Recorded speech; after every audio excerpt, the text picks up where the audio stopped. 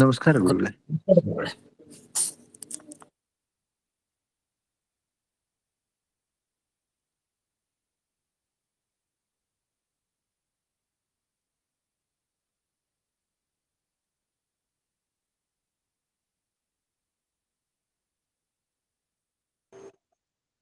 ಹರೇ ಶ್ರೀನಿವಾಸ, ಸಾಷ್ಟಾಂಗ ನಮಸ್ಕಾರಗಳು. ಸುಮತಿಭಿರನುಮೇಜಂ ಶುಭ್ರಕಾಜಂ ಸಖಾಜಂ ಸುಖಮಜಮನಪಾಜಂ ಮುಕ್ತಿಪಾಜಂ ವಿಮಾಜಂ ದೃಹಜಮಹಮಮೇಜಂ ಝೇಜಮಾಮ್ನಾ ಜಗೇಜಂ ಸದಜಮಸದಜೇಯಂ ಶ್ರೀಸಹಾಜಂ ಭಜೇಯಂ ತಪಸ್ವಾಧ್ಯಾಯ ಶುಶ್ರೂಷಾ ಕೃಷ್ಣಪೂಜಾರತಂ ಮುನಿಂ ವಿಶ್ವೇಶಮಿಷ್ಟದಂ ವಂದೇ ಪರಿಮ್ರಾಟ್ ಚಕ್ರವರ್ತಿನಂ. ಶ್ರೀ ಗುರುಭ್ಯೋ ನಮಃ. ಹರಿ ಓಂ.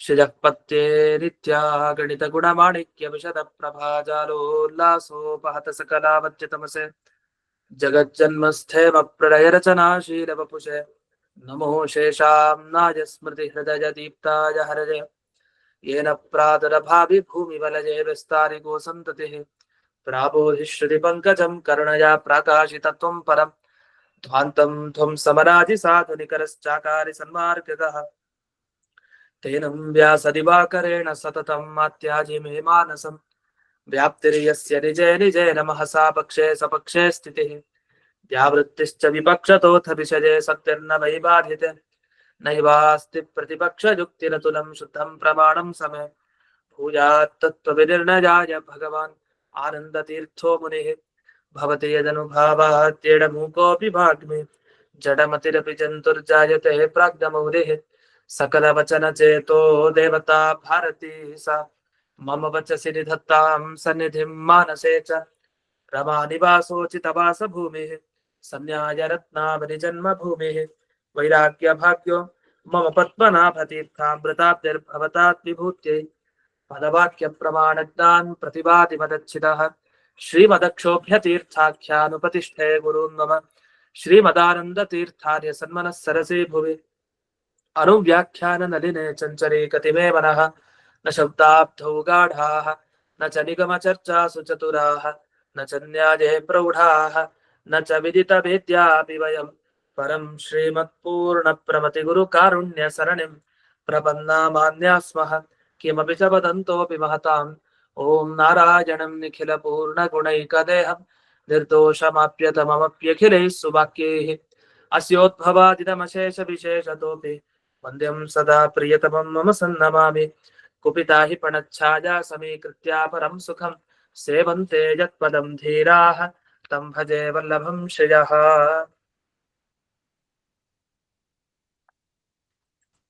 ಈಗ ಸರ್ವವೇದಾಂತ ಪ್ರತ್ಯಾಧಿಕರಣದ ಕೊನೆ ಭಾಗ,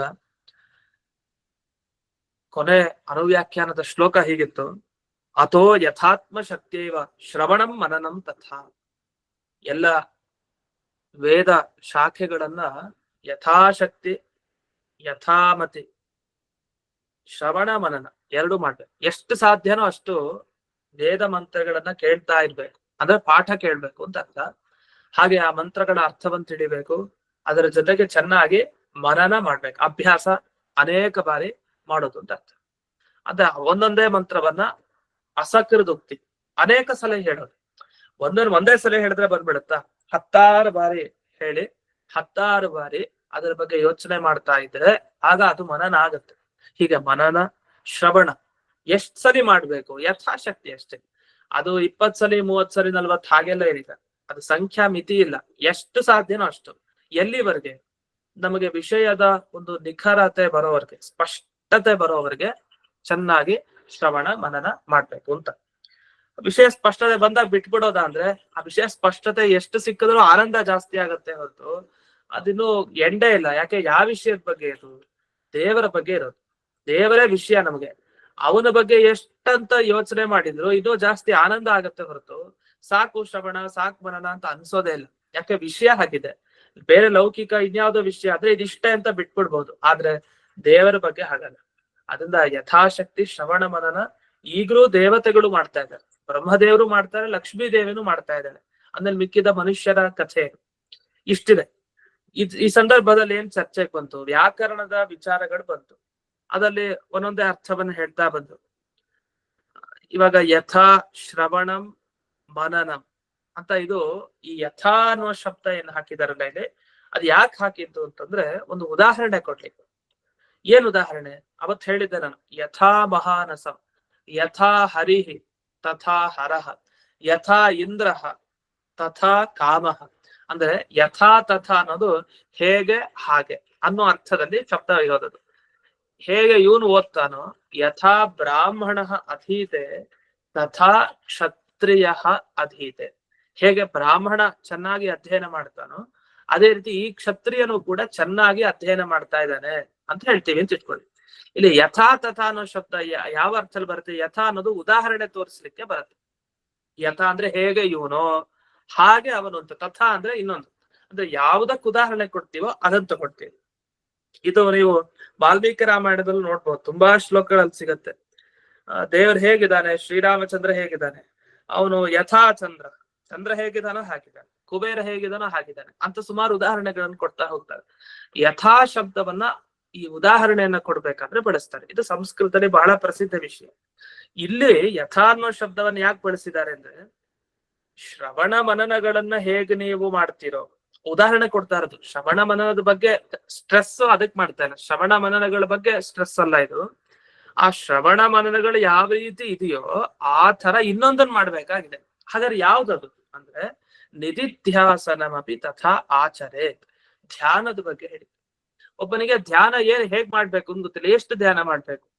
ಈಗ ಒಂದು 100 ಗಾಯತ್ರಿ ಮಂತ್ರ ಜಪ ಸಾಕ, ಅಷ್ಟೇ. ಗಾಯತ್ರಿ ಜಪ ಮಾಡಿ 100 ಜಪ ಮಾಡಿ 108 1008 ಜಪ ಮಾಡಿ ನಿಲ್ಲಿಸ್ಬಿಡೋದು, ಅಷ್ಟೇ ಸಾಕ ಅಂದ್ರೆ ಹಾಗೆ ಹೇಳೋದಿಲ್ಲ ಶಾಸ್ತ್ರ. ಏನಂದ್ರೆ ಇಷ್ಟಾದ್ರೂ ಮಾಡಿ ಅಂತ ಅಷ್ಟೇ, ಇಷ್ಟೇ ಮಾಡಿ ಅಂತ ಅಲ್ಲ, ಇಷ್ಟಾದ್ರೂ ಮಾಡಿ, ಅದು ಆಗ್ಲೇಬೇಕು ಅಂತ ಈ ಅರ್ಥದಲ್ಲಿ ಇರೋದು. ಈ ರೀತಿ ಯೋಚನೆ ಮಾಡಿದಾಗ ಏನಾಯ್ತು, ಧ್ಯಾನವನ್ನ ಎಷ್ಟು ಮಾಡ್ಬೇಕು ಅಂದ್ರೆ ಯಥಾಶಕ್ತಿ ಧ್ಯಾನ ಮಾಡ್ಬೇಕು ಅಂತ. ಅದ್ ಹೇಗ್ ಗೊತ್ತಾಗತ್ತೆ ಯಥಾಶಕ್ತಿ ಧ್ಯಾನ ಮಾಡ್ಬೇಕು ಅಂತ? ಯಾಕೆಂದ್ರೆ ಇಲ್ಲಿ ಹೇಳಲಿಲ್ಲ. ಈ ಅನುವ್ಯಾಖ್ಯಾನ ಶ್ಲೋಕ ನೋಡಿದಾಗ ಕೇವಲ ಎರಡೇ ಹೇಳಿರೋದು ಶಬ್ದ, ಒಂದು ಶ್ರವಣ ಮತ್ತೊಂದು ಮನನ ಅಷ್ಟೇ ಹಾಕಿದ್ದಾರೆ.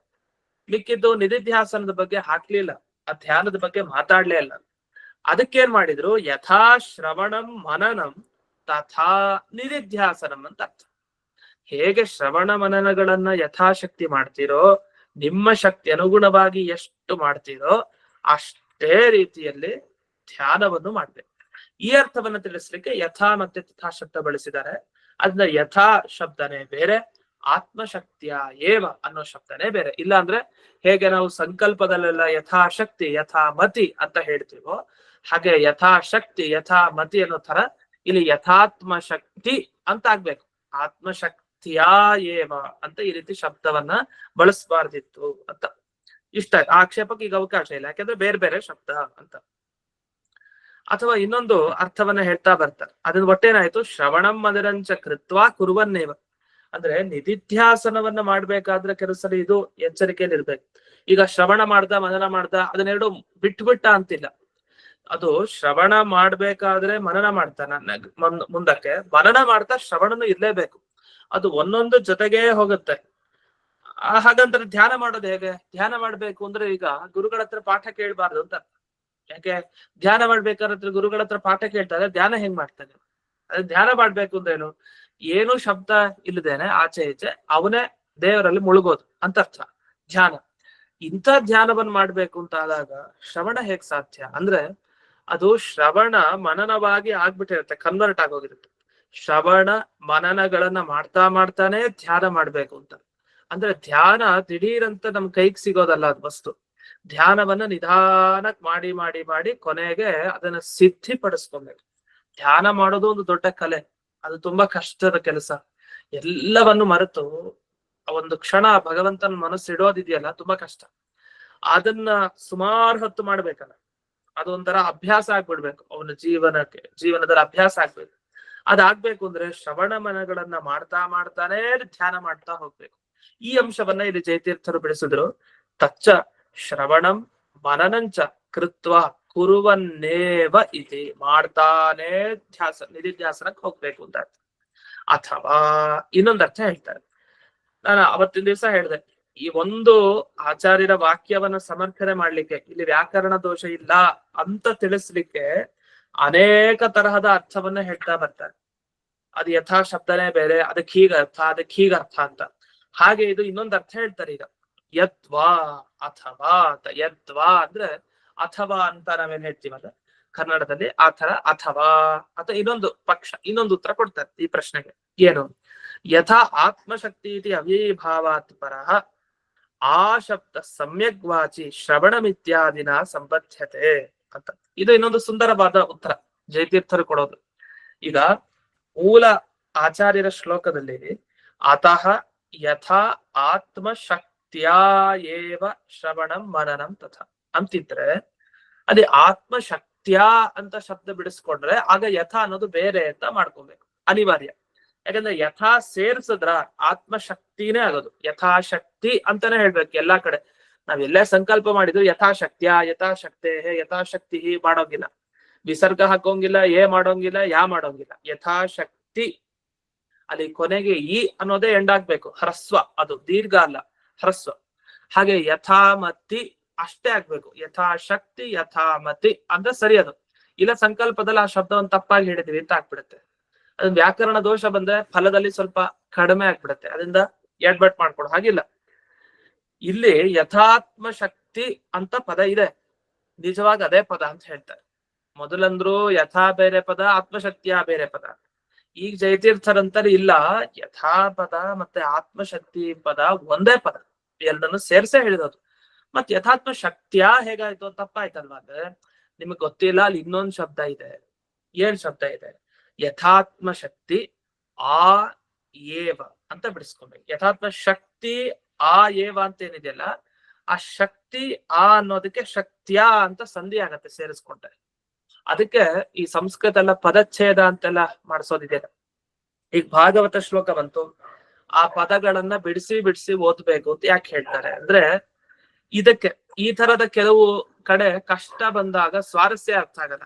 ಆ ಶಬ್ದ ಬಿಡಿಸಿ ಅಂತ ಗೊತ್ತಾಗ್ಬಿಡುತ್ತೆ ಅವ್ರಿಗೆ, ಅದು ಅರ್ಥ ಆಗಿದ್ಯೋ ಇಲ್ವೋ ಅಂತ. ಇಲ್ಲಾಂದ್ರೆ ಅರ್ಥ ಆಗಿಲ್ಲ ಅಂತ ಗೊತ್ತಾಗ್ಬಿಡುತ್ತೆ. ಇಲ್ಲ ನೋಡಿ, ಶ್ಲೋಕ ಒಬ್ಬನಿಗೆ ಯಾರಿಗಾರು ಕೊಟ್ಟು ಇದು ಬಿಡ್ಸಪ್ಪ ಅಂತ ಹೇಳಿದ್ರೆ ಏನ್ ಮಾಡ್ತಾನೆ ತಕ್ಷಣ? ಅತಃ ಯಥಾತ್ಮ ಶಕ್ತಿಯ ಏವ ಶ್ರವಣಂ ಮನನಂ ತಥಾ, ಈ ಶಬ್ದ ಇದೇನ್ ಬಿಡಿಸ್ಬಿಡ್ತಾರೆ ಈ ವಾಕ್ಯ ಕೊಟ್ರೆ. ಆದ್ರೆ ಜಯತೀರ್ಥರ ಈ ಒಂದು ವಿವರಣೆ ಇನ್ನೊಂದು ಇದೆಯಲ್ಲ, ಇದು ಮನಸ್ಸಲ್ಲಿ ಇರ್ಬೇಕು ಅವನಿಗೆ. ಈ ಮನಸ್ಸಲ್ಲಿ ಇಲ್ಲ ಅಂದ್ರೆ ಸಾಮಾನ್ಯವಾಗಿ ಸಂಸ್ಕೃತ ಗೊತ್ತಿರೋ ಹಾಗೆ ವಿವರಿಸ್ತಾನೆ, ಆದ್ರೆ ಯಾಕೋ ತಪ್ಪಾಯ್ತಲ್ಲ ಅಂತ ಅನ್ಕೊಳ್ತಾರೆ. ಅವಾಗ ಏನ್ ಮಾಡ್ತಾರೆ ಕೆಲವು ಬುದ್ಧಿವಂತರು, ಹಾಗಲ್ಲ, ಅತಃ ಯಥಾ ಇದು ಬೇರೆ ಪದ, ಸ್ಪ್ಲಿಟ್ ಮಾಡ್ಕೊಳ್ಬೇಕು, ಯಥಾ.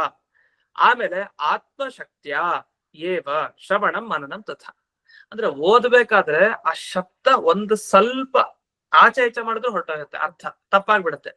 ಅದನ್ನ ಮೊದಲನೇವನೊಬ್ಬ ಓದ್ದ, ಅತಃ ಯಥಾತ್ಮ ಶಕ್ತಿಯ ಏವ ಶ್ರವಣಂ ಮನನಂ ತಥಾ, ಇಲ್ಲಿ ಯಥಾತ್ಮ ಶಕ್ತಿಯ ಅಂತ ಸೇರಿಸಿ ಓದಿದಾನೆ. ಎರಡನೇ ಸಲ ಓದೋನು ಇದೇನು ವ್ಯಾಕರಣ ದೋಷ ಕಾಣತ್ತಲ್ಲ, ಅದಕ್ಕೆ ಬಿಡಿಸ್ಕೊಂಡ ಯಥಾ ಆತ್ಮಶಕ್ತಿ ಅಂತ, ಅಲ್ಲಿ ಸ್ಪೇಸ್ ಬೇಕಾಗತ್ತೆ. ಈ ತರ ಆಯ್ತು. ಈಗ ಜಯತೀರ್ಥರು ಹೇಳ್ತಾರೆ ಸ್ಪೇಸ್ ಏನ್ ಬೇಕಾಗಿಲ್ಲ, ಏನು? ಅತಃ ಯಥಾತ್ಮ ಶಕ್ತಿ ಅಂತಾನೆ ಇಟ್ಕೊಳ್ಳಿ, ಆ ಅಂತ ಇದೆ ಮುಂದೆ ಶಬ್ದ, ಅದು ಸಂಧಿ ಆಗ್ಬಿಟ್ಟಿದೆ, ಕಾಣಿಸ್ತಾ ಇಲ್ಲ ಅಷ್ಟೇ. ಆಗ ಆ ಏವ ಶ್ರವಣಂ ಮನನಂ ತಥಾ, ಈ ಆ ಅನ್ನೋದು ತಗೊಂಬಂದ್ರಲ್ಲ, ಈ ಆ ಅನ್ನೋದಕ್ಕೆ ಯಾಕೆ ತಗೊಂಬಂದ್ರು? ಈ ಶಬ್ದಕ್ಕೆ ಏನ್ ಅರ್ಥ ಈಗ ಅಂದ್ರೆ ಅದಕ್ ಬಿಡಿಸ್ತಾರೆ ಆ ಶಬ್ದ ಸಮ್ಯಕ್ ವಾಚಿ, ಒಳ್ಳೆ ಅಂತ, ಚೆನ್ನಾಗಿ ಅಂತ ಅರ್ಥ ಅದಕ್ಕೆ. ಈಗ ಹಾಗಾದ್ರೆ ಎಲ್ಲಿ ಅದಕ್ಕೆ ಸಂಬಂಧ? ಆ ಅನ್ನೋದನ್ನ ಎಲ್ಲಿ ಸೇರಿಸ್ಕೊಳ್ಬೇಕಂದ್ರೆ ಶ್ರವಣಂ ಮನನಂ ಅಂತಿದೆಯಲ್ಲ, ಆ ಶ್ರವಣಂ ಆ ಮನನಂ ಅಂತ ಅದಕ್ಕೆ ಸೇರಿಸ್ಕೊಳ್ಬೇಕಂತೆ ಆ ಶಬ್ದವನ್ನ. ಆಗೇನರ್ಥ ಅಂದ್ರೆ ಚೆನ್ನಾಗಿ ತನ್ನ ಶಕ್ತಿ ಅನುಗುಣವಾಗಿ ಕೇಳಬೇಕು, ಚೆನ್ನಾಗಿ ತನ್ನ ಶಕ್ತಿ ಅನುಗುಣವಾಗಿ ಮನನ ಮಾಡ್ಬೇಕು. ಆ ಚೆನ್ನಾಗಿ ಅನ್ನೋ ಅರ್ಥವನ್ನು ತಿಳಿಸುವಂತ ಆ ಅನ್ನೋದನ್ನ ಶ್ರವಣ ಮನನಂ ಅನ್ನೋದು ಎರಡಕ್ಕೂ ತಗೊಳ್ಳಿ ಅಂತ ಇದನ್ನ ಇದು ಜಯತೀರ್ಥರ ಇನ್ನೊಂದು ಉತ್ತರವಾಗಿ ಹೇಳ್ತಾರೆ. ಹಾಗಾಗಿ ಇದನ್ನ 3 ತರ ಹೇಳ್ಬೋದು. ಈಗ ಸದ್ಯದ ಪ್ರಕಾರ 3 ತರ ಆಯ್ತು. ಒಂದು ಯಥಾ ಆತ್ಮಶಕ್ತಿಯ ಏವ, ಇದು ಒಂದು. ಎರಡನೇದು ಯಥಾತ್ಮ ಶಕ್ತಿ ಏವ, ಇದು ಎರಡನೇದು. ಅಲ್ಲಿ ಆ ಅಂತ ಮಧ್ಯಕ್ಕೆ ಸೇರಿಸ್ಕೊಳ್ಬೇಕು. ಇನ್ನೊಂದು ಯಥಾ ಆತ್ಮಶಕ್ತಿಯ ಏವ ಅಂತ ಹೀಗೆ ಬಿಡಿಸ್ಕೊಳ್ತಾ ಹೋಗೋದು. ಹೀಗೆ ಬಿಡಿಸ್ಕೊಂಡು ಅರ್ಥ ಹೇಳೋದು, ಮತ್ತೆ ಸೇರಿಸಿ ಅರ್ಥ ಹೇಳೋದು, ಸೇರಿಸಿ ಅರ್ಥ ಹೇಳಿದಾಗ ಅಲ್ಲಿ ಇರೋ ಶಬ್ದನೇ ಬೇರೆ ಅಂತ ಹೇಳೋದು. ಮತ್ತೆ ಯಥಾ ಶಬ್ದವನ್ನ ಬಿಡಿಸಿದಾಗ ಅದಕ್ಕೆ ಯಾವ ಅರ್ಥ ಅಂತ ಸ್ಪಷ್ಟ ಹೇಳ್ಬೇಕು. ಈಗ ಒಂದು ಭಾಗವತದ ಮಾತನ್ನು ಉಲ್ಲೇಖ ಮಾಡಿದ್ರು ಹೋದ ಪಾಠದಲ್ಲಿ, ನಿವೃತ್ತಿ ಕರ್ಮ ಕಥಿತ ಆದೋ ಭಗವತ ಯಥಾ, ಅಲ್ಲಿ ಚೆನ್ನಾಗಿ ಅಂತ ಅರ್ಥ ಯಥಾ ಅನ್ನೋ ಶಬ್ದಕ್ಕೆ ಆ ಅರ್ಥವನ್ನು ತಗೊಳ್ಬೇಕು. ಇನ್ನೊಂದ್ಸಲಿ ಯಥಾ ಅನ್ನೋ ಶಬ್ದಕ್ಕೆ ಉದಾಹರಣೆ ಅಂತ ಅರ್ಥ, ದೃಷ್ಟಾಂತ ಅಂತ ಅರ್ಥ. ಆ ದೃಷ್ಟಾಂತವನ್ನ ತೋರಿಸ್ಲಿಕ್ಕೆ ಯಥಾ ಶಬ್ದ ಬಳಸ್ಕೊಂಡಿದ್ದಾರೆ, ಆ ಅರ್ಥವನ್ನು ತಗೊಳ್ಬೇಕು. ಇಷ್ಟ ಆಯ್ತಲ್ಲ. ಇದಾದ್ಮೇಲೆ ಇನ್ನೊಂದು ಅರ್ಥವನ್ನ ಹೇಳ್ತಾರೆ ಈಗ, ಅಥವಾ ಅಂತ ಇನ್ನೊಂದು ಉತ್ತರ ಹೇಳ್ತಾರೆ. ಈ ವಾಕ್ಯಕ್ಕೆ ತುಂಬಾ ಅವ್ರಿಗೆ ಬಿಡ್ತಾ ಇಲ್ಲ ಈ ವಾಕ್ಯ, ಹೇಗಾದ್ರೂ ಮಾಡಿ ಇದನ್ನ ಕೂಡಿಸ್ಬಿಡ್ಬೇಕು ಒಂದು 5-6 ಥರ, ಮಾತಾಡೋ ಹಾಗೆಲ್ಲ ಆ ತರ ಕೂಡಿಸ್ತಾ ಇದ್ದಾರೆ ಜಯತೀರ್ಥರು. ಅವರ ವ್ಯಾಖ್ಯಾ ಶೈಲಿ, ಅವ್ರ ವ್ಯಾಕರಣ ಪಾಂಡಿತ್ಯ ಗೊತ್ತಾಗುತ್ತೆ ಈ ಭಾಗದಲ್ಲಿ. ಅಥವಾ ಯಥಾ ಶಬ್ದಸ್ಯ ಆತ್ಮ ಶಬ್ದೇನ ಅವ್ಯಯೀಭಾವ ತತಃ ಶಕ್ತಿ ಶಬ್ದೇನ ಕರ್ಮಧಾರಯ ಯೋಗ್ಯತಾನುಸಾರಿಣ್ಯ ಶಕ್ತಿಯ ಇತ್ಯರ್ಥ. ಇದು ಇನ್ನೊಂದು ಅರ್ಥ ಮಾಡಿದ್ರು ಈಗ, ಹೊಸ ಅರ್ಥ. ಈಗೇನ್ ಮಾಡಿದ್ರು, ಯಥಾತ್ಮ ಶಕ್ತಿ ಅನ್ನೋಲ್ಲಿ ಯಥಾಶಕ್ತಿ ಯಥಾತ್ಮ ಶಕ್ತಿ ಅಂತ ಪದ ಬಳಸ್ತೀವಲ್ಲ, ಯಥಾಶಕ್ತಿ ಅನ್ನೋಲ್ಲಿ ಅನಿವಾರ್ಯ. ಯಾಕಂದ್ರೆ ಯಥಾಶಕ್ತಿಗೂ ಯಥಾತ್ಮ ಶಕ್ತಿಗೂ ಒಂದು ಪದ ಎಕ್ಸ್ಟ್ರಾ ಇದೆ. ಏನು? ಯಥಾ ಆತ್ಮ ಶಕ್ತಿ ಅಂತ ಇಲ್ಲಿರೋದು ಅನುವ್ಯಾಖ್ಯಾನದಲ್ಲಿ. ಸಂಕಲ್ಪ ಎಲ್ಲ ಮಾಡ್ಬೇಕಾದ್ರೆ ಯಥಾಶಕ್ತಿ ಅಂತ ಇಷ್ಟ ಹೇಳ್ತೀವಿ. ಅಲ್ಲಿ ಅನಿವಾರ್ಯ, ಶಕ್ತಿಂ ಅನತಿಕ್ರಮ್ಯ ಯಥಾಶಕ್ತಿ, ಶಕ್ತಿಯನ್ನ ಮೀರಿ ಮಾಡ್ಲಿಕ್ಕಾಗಲ್ಲ, ಎಷ್ಟಿದೆಯೋ ಅಷ್ಟನ್ನೇ ಮಾಡ್ಲಿಕ್ಕೆ ಸಾಧ್ಯ ಶಕ್ತಿ ಅಂತ ಇಷ್ಟರ್ಥ. ಅದು ಯಥಾಶಕ್ತಿ ಅನ್ನೋದಕ್ಕೆ ಅರ್ಥ. ಇದು ಯಥಾ ಆತ್ಮಶಕ್ತಿ ಅನ್ನೋ ಶಬ್ದ ಏನಿದೆಯಲ್ಲ, ಇದ್ರ ಮಧ್ಯೆ ಒಂದು ಆತ್ಮ ಶಬ್ದ ಸೇರ್ಕೊಂಡಿದೆ.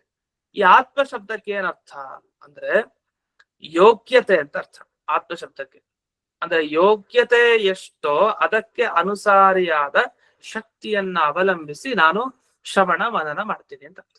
ಇಷ್ಟು. ಅಲ್ಲಿ ಯಥಾತ್ಮ ಶಕ್ತಿ ಅನ್ನೋದು ಯಥಾ ಆತ್ಮ, ಈ 2 ಶಬ್ದವನ್ನು ಮೊದಲು ಸೇರಿಸ್ಕೊಬೇಕು. ಆ ವ್ಯಾಕರಣ ಶಾಸ್ತ್ರದ ವಿರೋಧ ಬರಲ್ಲ. ಯಥಾತ್ಮ ಶಬ್ದ ಸೇರಿಸ್ಕೊಂಡು ಅಂದ್ರೆ ತನ್ನ ಯೋಗ್ಯತೆಗೆ ಅನುಸಾರಿಯಾದ ಶಕ್ತಿ ಅಂತ ಆಮೇಲೆ ಮುಂದಕ್ಕೆ ಆ ಪದ ತಗೊಳ್ಳೋದು. ಇದು ನಮಗೆ ವ್ಯಾಕರಣ ಶಾಸ್ತ್ರ ವಿಶಿಷ್ಟವಾಗಿ ಪರಿಚಯ ಇತ್ತು ಅಂತ ಆದ್ರೆ ಇನ್ನೂ ಸ್ಪಷ್ಟ ಆಗುತ್ತೆ. ಆದ್ರೆ ನಾವು ಸರಳವಾಗಿ ಇಷ್ಟನ್ನಂತೂ ತಿಳಿಬೇಕಿದೆ. ಇಷ್ಟನ್ನು ತಿಳ್ಕೊಂಡಾಗ ನಮ್ಗೆ ಸ್ಫುಟ ಆಗುತ್ತೆ. ಸದ್ಯದ ಈ ಪಂಕ್ತಿಯ ಸಂದರ್ಭ, ಯಥಾ ಶಬ್ದ ಆತ್ಮ ಶಬ್ದ. ಆತ್ಮ ಅಂದ್ರೆ ಯೋಗ್ಯತೆ, ತನ್ನ ಯೋಗ್ಯತೆ, ಯೋಗ್ಯತೆಯನ್ನ ಅನುಸರಿಸಿ ಇರುವಂತಹ ಶಕ್ತಿಯಿಂದ ಶ್ರವಣ ಮನನ ಮಾಡಿ ಅಂತ ಅರ್ಥ. ಅಥವಾ ಇನ್ನೊಂದು ಮುಂದಕ್ಕೆ ಹೋಗ್ತಾರೆ ಈಗ, ಇದೊಂದು ಹೊಸ ವಿಚಾರ.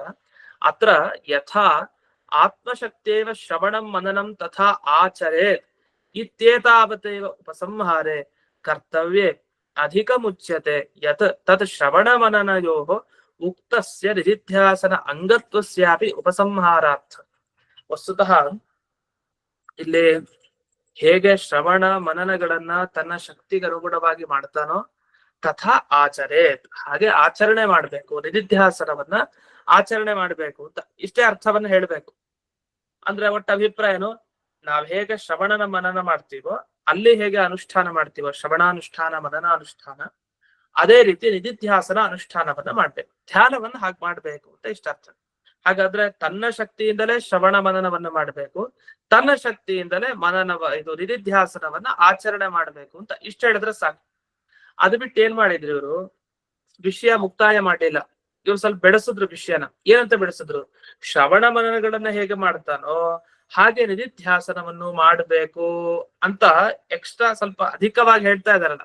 ಇದೆಲ್ಲ ಯಾಕೆ ಹೇಳ್ತಾ ಇದ್ದಾರೆ? ಇಷ್ಟ ಹೇಳಿದ್ರೆ ಸಾಕಲ್ಲ. ತನ್ನ ಶಕ್ತಿಗೆ ಅನುಗುಣವಾಗಿ ಶ್ರವಣ ಮನನವನ್ನ ಹಾಗೆ ಆಚರಿಸ್ಬೇಕು, ಅಷ್ಟೇ ಸಾಕಲ್ಲ. ತಥಾ ನಿಧಿಧ್ಯಾಸನಮಪಿ ಆಚರೆ ಅಂತೆಲ್ಲ ಈ ನಿಧಿಧ್ಯಾಸನದ ಬಗ್ಗೆ ಯಾಕೆ ಮತ್ತೆ ಉಲ್ಲೇಖ ಮಾಡ್ತಾ ಇದ್ರಿ? ಧ್ಯಾನವನ್ನ ಯಾಕೆ ಹೇಳ್ಕೊಂಡ್ ಬರ್ತಾ ಇದ್ರಿ? ಶ್ರವಣ ಮನನಗಳ ಬಗ್ಗೆ ಬಂತು, ಅಷ್ಟಕ್ಕೆ ಹೇಳಿದ್ರೆ ಸಾಕಾಗಿತ್ತಲ್ವಾ? ಅಂದ್ರೆ ಅದ್ ಹಾಗಲ್ಲ.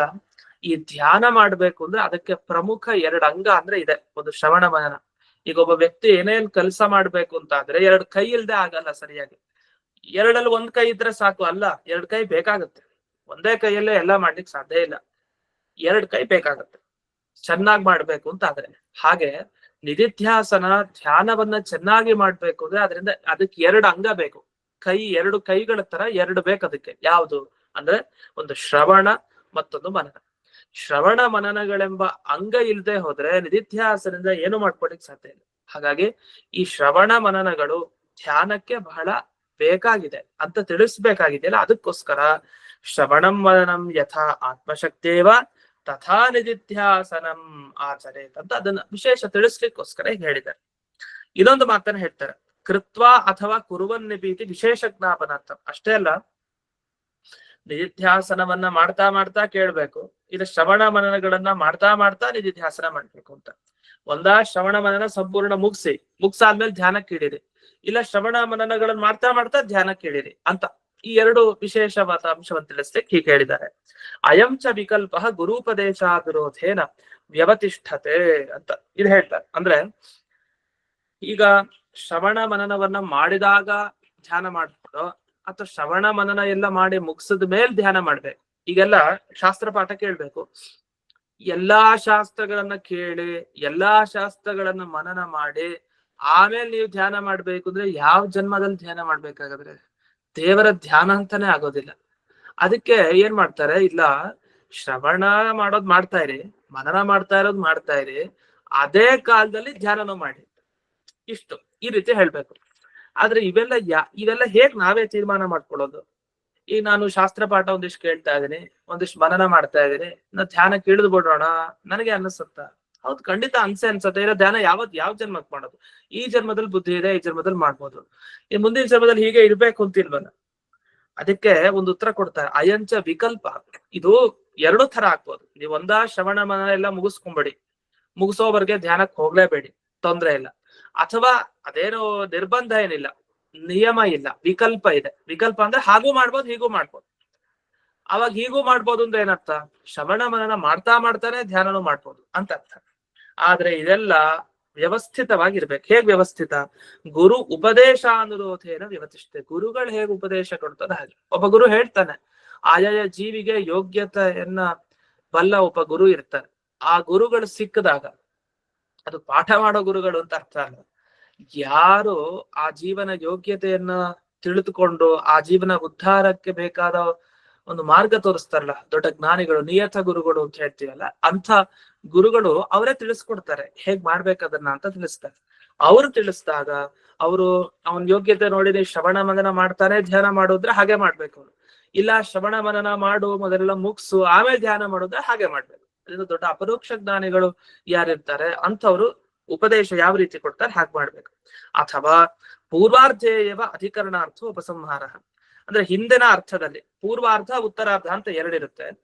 ಉತ್ತರಾರ್ಧ ಅಂದ್ರೆ ಇನ್ನು ಮುಂದಕ್ಕೆ ಹೋಗ್ಬೇಕು, ಅನುವ್ಯಾಖ್ಯಾನ ಶ್ಲೋಕ. ಅಂದ್ರೆ ಪೂರ್ವಾರ್ಧದಲ್ಲೇ ನಾವು ಉತ್ತರ ಪಡ್ಕೊಂಡ್ಬಿಡ್ಬೇಕು. ಈ ಶ್ಲೋಕ ಈ ಅಧಿಕರಣದ ಅರ್ಥ ಇಲ್ಲದೆ ಅಲ್ಲೇ ಮುಕ್ತಾಯ ಆಯ್ತು.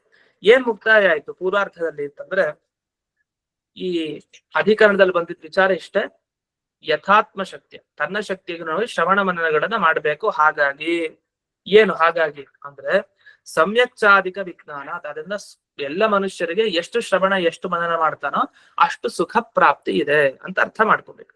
ಇಲ್ಲಿ ಆಚರೇತಿ ವಕ್ಷ್ಯಮಾಣಂ ಸಿಂಹಾವಲೋಕನೇನ ಸಂಬಂಧಿತ ಇತಿ ಸಿದ್ಧಮಿತಿ ಶೇಷ. ಇಲ್ಲಿಗೆ ಈ ಅಧಿಕರಣದ ಮುಕ್ತಾಯ ಆಗತ್ತೆ. ಇಲ್ಲಿ ಆಚರೇತ್ ಅಂತ ಒಂದು ಶಬ್ದ ಇದೆ. ಆಚರೇತ್ ಅಂತ ಮುಂದೆ ಬರೋ ಶಬ್ದ. ಆ ಮುಂದೆ ಬರೋ ಶಬ್ದವನ್ನ ಸಿಂಹಾವಲೋಕನ ನ್ಯಾಯದಿಂದ ಮಾಡ್ಬೇಕು ಅಂತ ಒಂದು ಬರುತ್ತೆ ವಿಷಯ. ಇದೇನ್ ವಿಷಯ ಅನ್ನೋದನ್ನ ಕೊನೆಯಲ್ಲೇ ಏನು ಇದೊಂದು ಸ್ವಲ್ಪ ವಿವರಣೆ ಮಾಡ್ತೀನಿ. ಆ ವಿವರಣೆಯನ್ನ ನಾಳೆ ದಿವಸ ಮಾಡ್ತಾ ಮುಂದಿನ ಅಧಿಕರಣಕ್ಕೆ ಹೋಗೋಣ ಅಂತ ಹೇಳ್ತಾ ಇಂದಿನ ಪಾಠವನ್ನ ಅಸ್ಮದ್ ಗುರುವಂತರ್ಗತ ವ್ಯಾಸತೀರ್ಥ ಗುರುವಂತರ್ಗತ ಭಾರತೀಯ ರಮಣ ಮುಖ್ಯ ಪ್ರಾಣಾಂತರ್ಗತ ಶ್ರೀಮನ್ ಮೂಲ ಗೋಪಾಲಕೃಷ್ಣನಿಗೆ ಅರ್ಪಣೆಯನ್ನು ಮಾಡ್ತೇನೆ. ಶ್ರೀಕೃಷ್ಣ ಅರ್ಪಣ.